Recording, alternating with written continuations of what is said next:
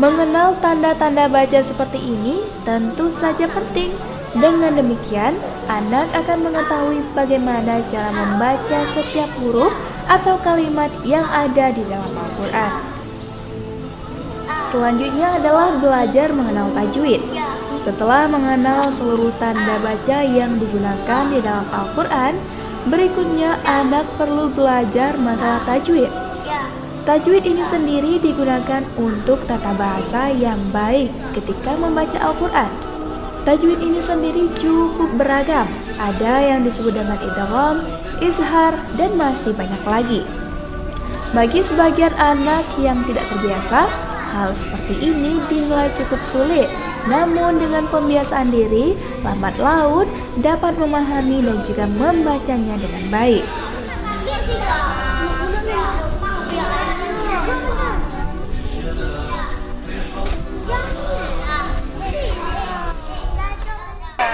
Di sini di TPA Al-Azhar SIM ada beberapa kelas, ada 6 kelas. Ada mulai dari kelas yang terkecil, Al-Ghazali, Ibnu Majah, Ibnu Hisham, Al-Farabi, Ibnu Abbas 1 dan 2. Jadi kebetulan saya sendiri sebagai pendidik atau pengajar di kelas Ibnu Abbas 2, yaitu Al-Quran. Ibnu Abbas 1 dan 2 itu santrinya sudah mulai mengaji Al-Quran. Jadi yang lainnya masih Iqra.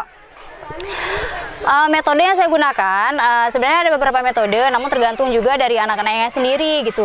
Kalau Al-Quran terkadang kami masih mencoba untuk lebih mempelajari anak-anaknya itu agar benar-benar pas tajwidnya. Jadi nanti ada metode privat setelah kumpul kelompok, lalu kemudian kita panggil satu persatu santrinya untuk kita tes bacaan Al-Qurannya apakah sudah fasih atau tidak. Bila masih kurang, akan kita berikan lagi pemahaman tentang ilmu tajwid. Nanti dari Senin sampai Sabtu kita berikan materi-materi yang berbeda. Ada kalanya baca tulis Al-Quran, ada kalanya hafalan surat, ada kalanya hadis, doa, sampai ilmu tajwid dan Tahsinul Kitabah. Jadi ada bermacam-macam yang bisa, dan metode pun bisa kita terapkan bermacam-macam tergantung dari situasi dan kondisi santrinya gitu.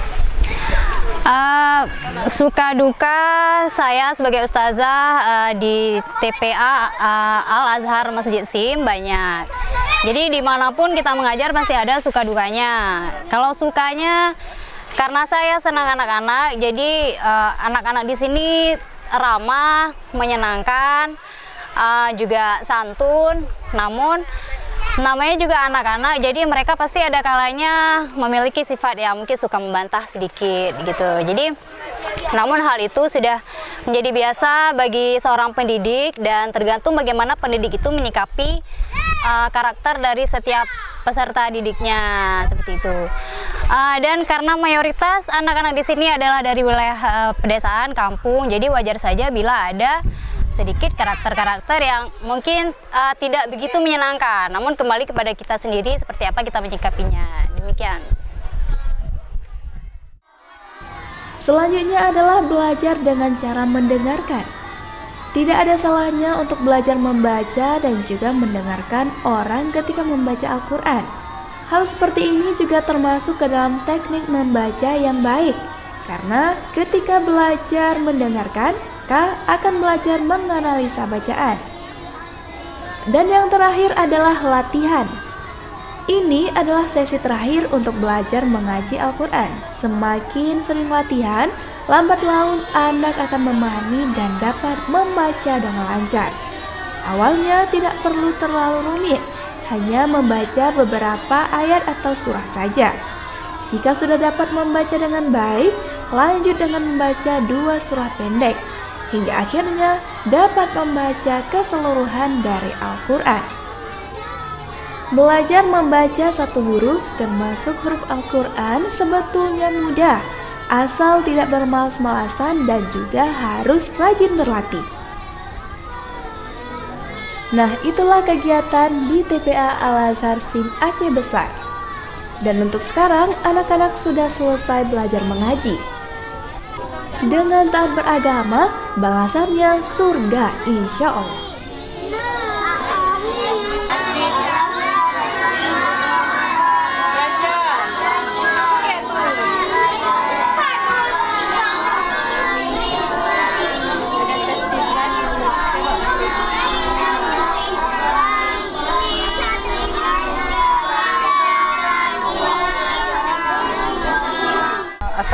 Assalamualaikum warahmatullahi wabarakatuh. Nama saya Wina Fajrina, tinggalnya di Gampung Sim. Saya sekarang menjabat sebagai Direktur TPA Al-Azhar Masjid Sim. Saya masih 2 tahun sebagai Direktur. TPA Al-Azhar Masjid Sim ini sudah berdiri mungkin sekitar kurang lebih selama 15 tahun sebelum tsunami, dan memiliki sekarang 85 santriwan dan santriwati dari berbagai kampung, yang mungkin lebih banyak dari kemungkinan kami, kemungkinan SIM. Dan sekarang memiliki 18 ustazah.